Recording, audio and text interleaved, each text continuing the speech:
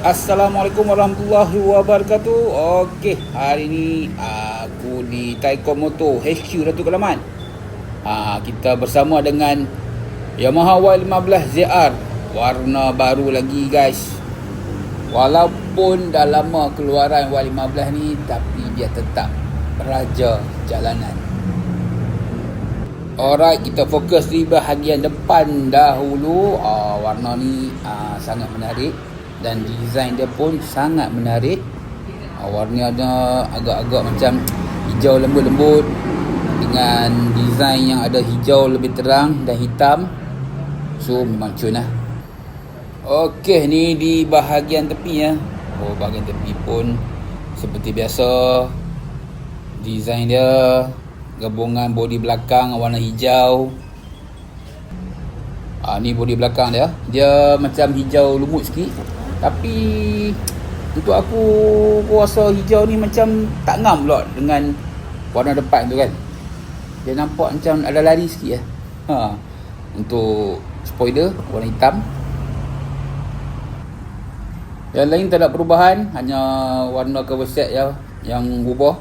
Exhaust, rim, aircon belakang, lampu belakang, signal tetap yang sama. Tak ada beza apa pun untuk Y15. Kunci tetap kunci, bukan keyless. Kepala, meter tetap yang sama juga, tak ada beza. Seat pun yang sama juga. Tapi kira okey lah. Warna ni dia nampak kelainan sikit lah. Nice. Nampak dia punya depan tu memang aku suka warna dia, tapi belakang kurang. Okey, ni warna hijau yang sebelum dia. Yang keluar dulu hijau lumut ni, dia campur dengan hitam. Tapi warna purple tu aku suka warna tu. Satu lagi sebelah purple dia macam blue sikit yang lembut-lembut dengan campur-campur grey sikit. Tapi bagi aku purple memang aku minat sangatlah warna purple ni. Nice. So Y15 pun aku dah pakai, dah jual. Y16 pun aku dah pakai, dah jual. V8 pun aku dah sold lah. Dah sold out lah V8 aku. So tengok warna purple ni, teringat dengan V8. Rasa macam nak beli sebiji untuk Y15 ni. Kot lah. Tapi tengok dulu keadaan.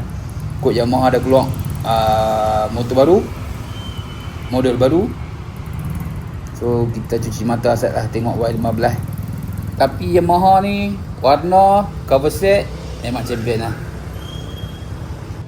Okey guys, dekat Taikon masih ada lagi untuk Y15 SE yang warna biru yang gelap ni dan warna grey masih ada lagi.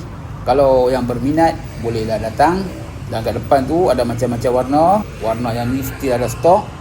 Apa berminat bolehlah datang ke Taikon Motor HQ Datuk Kelamat. Okey guys, dekat ni saja video aku. Jumpa lagi. Assalamualaikum warahmatullahi wabarakatuh. Bye.